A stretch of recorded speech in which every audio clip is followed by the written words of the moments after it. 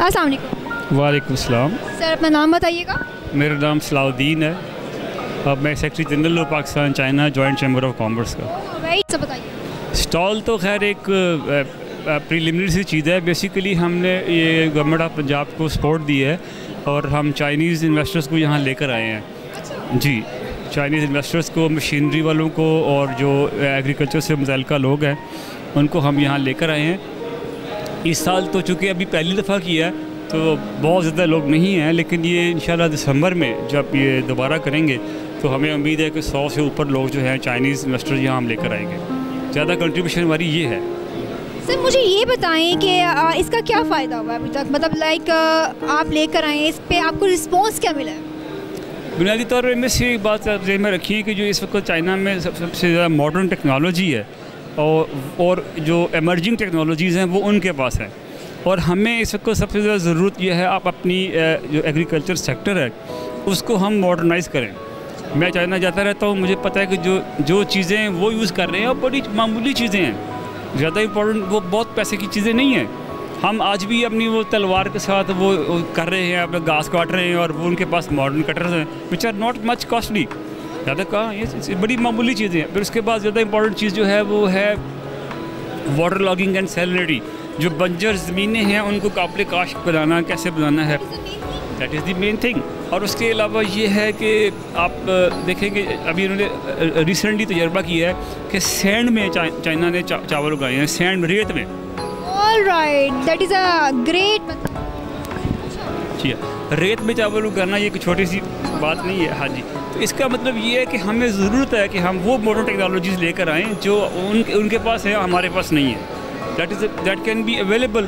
थोड़ी सी एफर्ट चाहिए and we can do it. और सबसे बड़ी बात, जिस तरह आपने बताया कि आज भी हम छुरियों से, तलवारों से, कैंचियों से काट रहे हैं, अगर उसमें हमारी एफर्ट भी ज़्यादा लग रही है, अगर वही हम उस तरह से मॉडर्न कटर को यूज़ करें तो हमारी एफर्ट भी कम लगेगी और टाइम भी कम ज़ाया हो।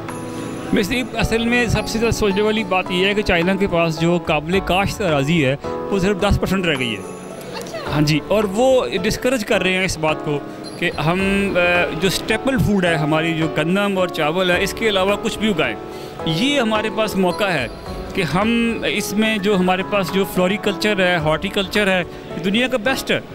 और अगर हम थोड़ी सी टेक्नोलॉजी के साथ इसको, जैसे ऑटोमेशन है, अभी हम यहाँ ट्रैक्टर लेकर आए हैं चाइनीज़ जो हैं, छोटी छोटी मशीन है ऐसी है जो आप अगर आपने विजिट किया हो तो आप हैरान रह जाएंगे कि वो थोड़ी सी उसको फॉर्म मैकेनाइजेशन करके आप प्रोडक्टिविटी को कहाँ से कहाँ पहुँचा सकते हैं ना।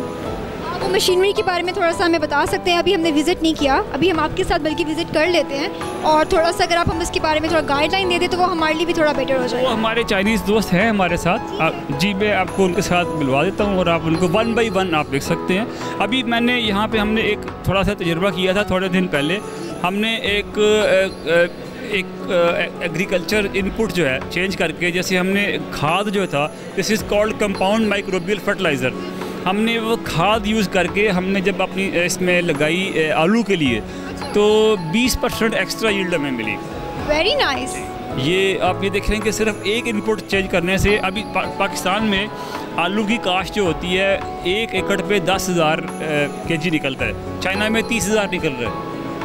अब ये इसको कौन पूरा करेगा इस डिफरेंस को? थोड़ी सी टेक्नोलॉजी से आप बहुत कुछ हासिल कर सकते हैं। ठीक है, क्या कहना चाहेंगे आने वाले वक्त में इसमें चेंजिंग आ जाएगी, लोग इसको अवेल करेंगे, हमारी हुकूमत इसको अवेल करेगी या नहीं? आपके पास ऑप्शन ही कोई नहीं है मिस। आप अगर आप नहीं करेंगे तो स्टारवेशन में चले जाएंगे, कैस हालिया में चले जाएंगे।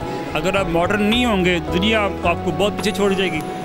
आपके पास कोई चॉइस नहीं है, you don't have choice. As a nation आपको मॉडर्न होना है या फिर तबाह होना है, आपकी मर्ज़ी है। Thank you so much. जैसा कि आपने देखा कि हमारी इनसे गुफ्तगू हुई और बहुत मोटिवेशनल था, बहुत ज़्यादा इंफॉर्मेटिव था। इन्होंने बताया कि अगर हम मॉडर्निज़म को अडॉप्ट नहीं करते तो हम बहुत पीछे रह जाएंगे। जदीद टेक्नोलॉजी आ चुकी, हम लोग क्या कर रहे हैं, अभी भी उसी पैटर्न पे चल रहे हैं। कैंचियों को यूज़ किया जा रहा है फसल काटने के लिए, गंदम काटने के लिए तलवारें यूज़ की जा रही हैं। उसकी बजाय अगर हम जिस तरह मॉडर्न कटर्स होते हैं उनको यूज़ किया जाए तो हमारी एफर्ट भी कम लगेगी और वक्त भी कम ज़ाया होगा। अगर इसी इंस्ट्रक्शंस को, ऐसी मशीनरी को अगर हम फॉलो करना शुरू कर दें तो आने वाले वक्त में वो वक्त दूर नहीं है कि हम लोग मज़ीद तरक्की की राह पे गामज़न हो जाएं।